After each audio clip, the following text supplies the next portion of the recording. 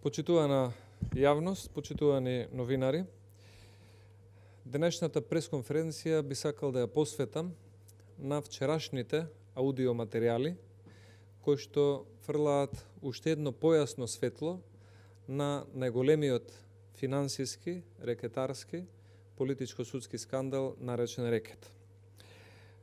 Преку вчерашните аудиоматеријали се гледа дека еден познат скопски адвокат, господинот Димишков, инаку брат на судијката Весна Димишкова, разговара со посредници кои што се поврзани со судските процеси кои што ги води СЈО и им нуди трампа пари за правда. Се зборува за огромни суми на пари, со кои што еден од бизнисмените требало да биде пуштен на слобода, а се наоѓал во притвор.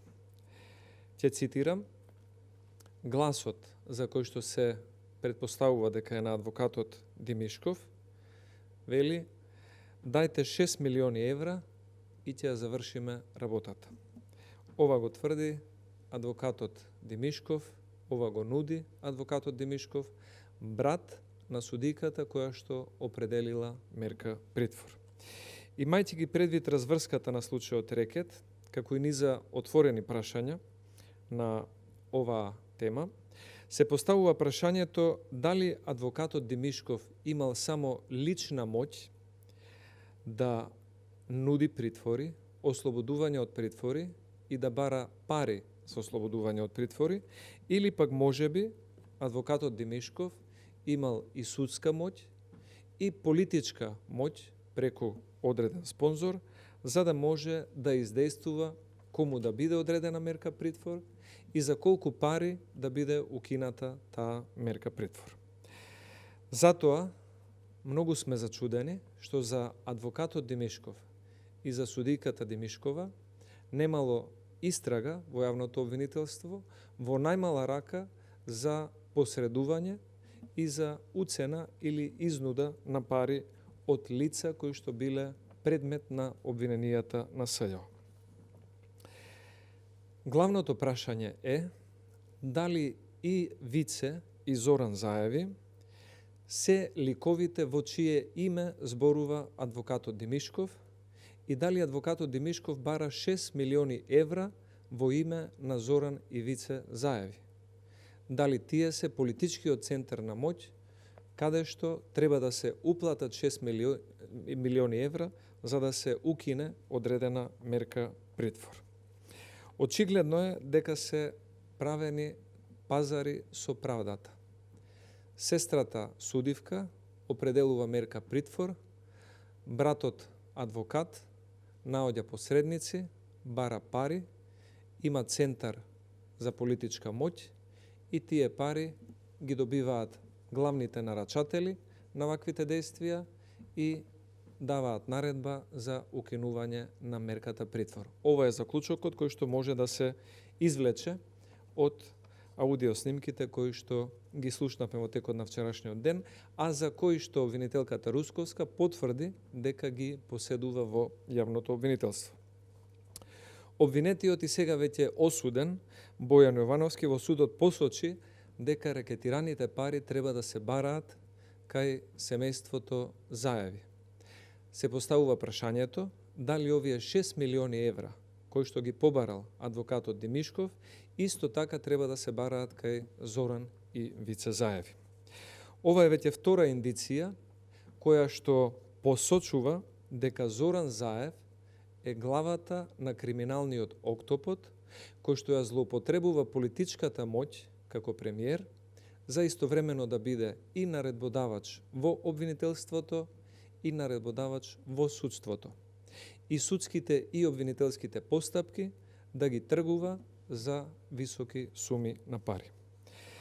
Ова најголема рекетарска шема во Република Македонија, наречена рекет, има и свој покровител и ние сме изненадени зошто господјата Вилма Русковска не покренува досега никаква истрага за оној за кого што има индиции дека е покровител на шемата Пари за правда, а индициите упатуваат на лицето Зоран Заев.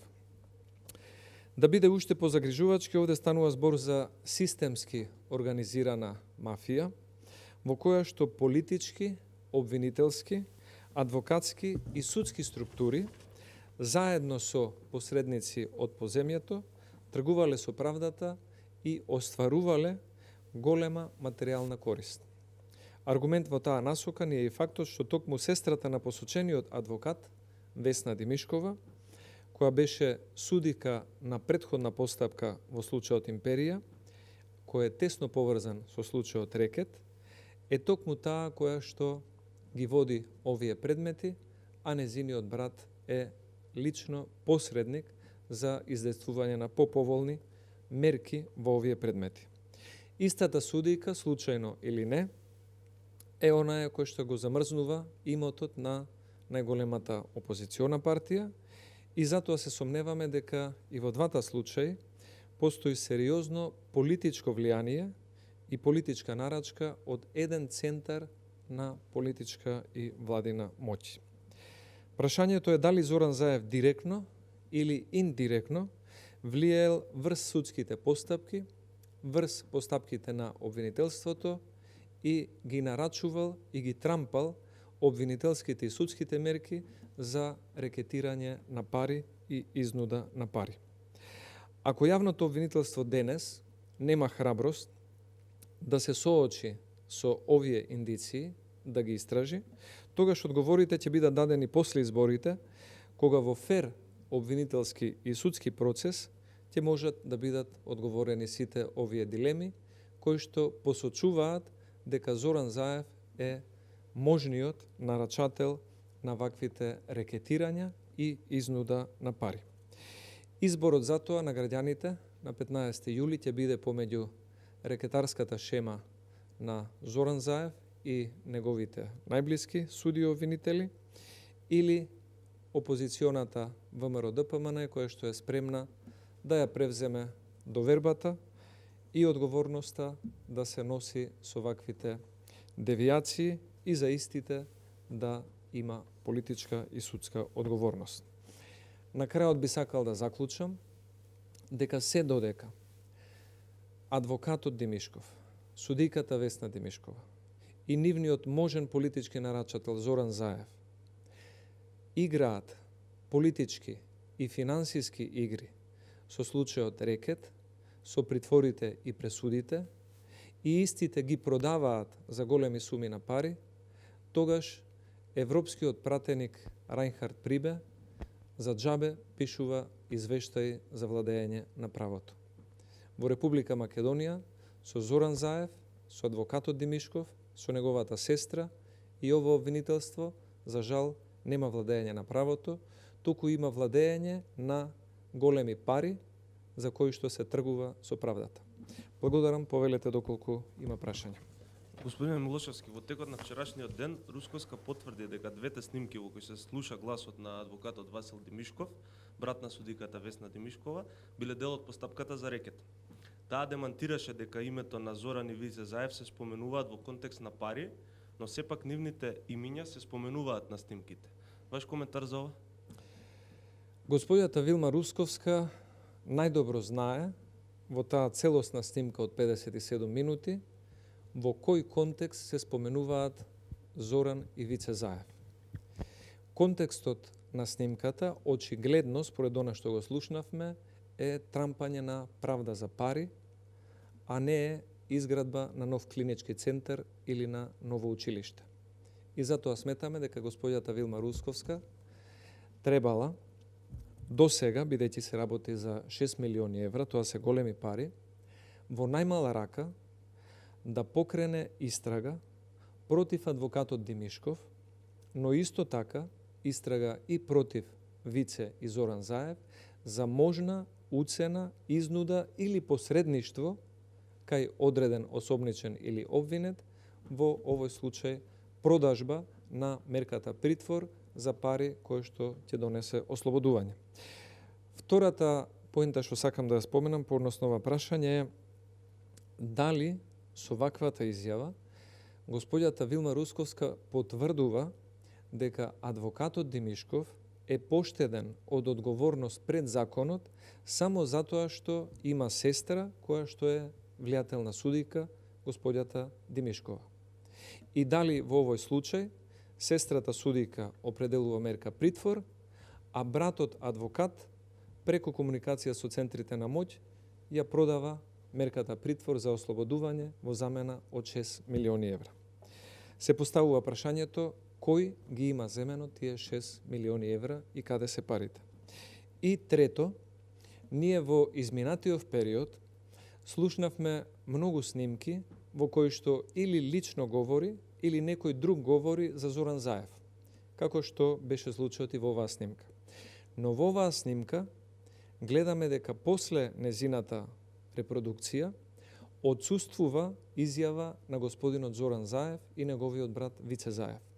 Нашето прашање е зошто господјата Вилма Русковска се почувствувала повикана да биде портпарол или адвокат на господинот Заев.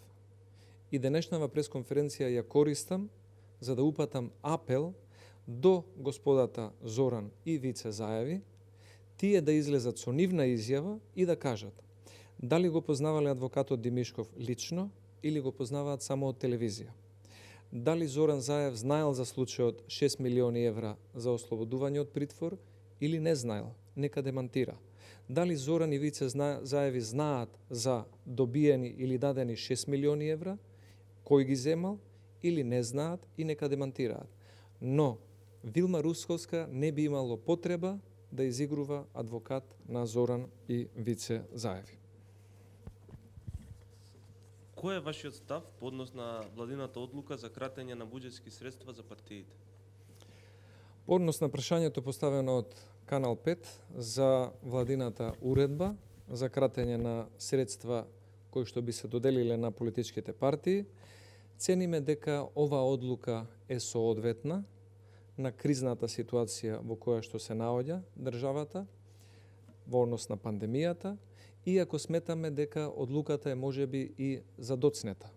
Ќе беше многу попродуктивно доколку оваа уредба беше донесена уште во текот на месец март и овие средства уште тогаш беа употребени во одредени болници или места кои што се на линијата на фронтот против COVID-19, но доколку логиката на актуелната влада и целта е да се насочат што повеќе средства за борба против COVID-19, тогаш апелираме до фирмите на братот на Зоран Заев и до фирмите на Кочо Анѓушев, кои што добија многу големи средства од антикризните мерки, а се фирми кои што прават голем профит, добиените средства од владата да ги уплатат во солидарниот фонд на Нина Ангеловска.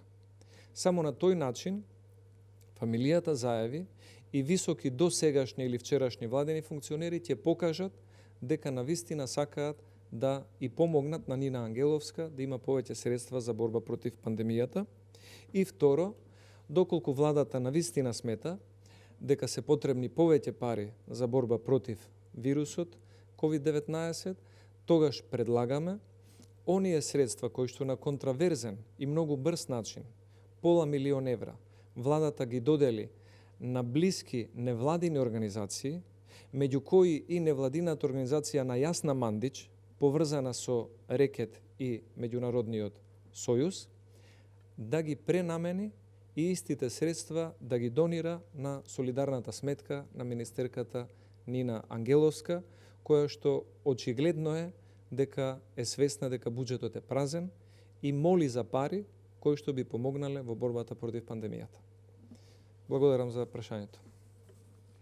Добро, доколку нема други прашања, ви благодарам и се гледаме во текот на следната пресконференција. Пријатно.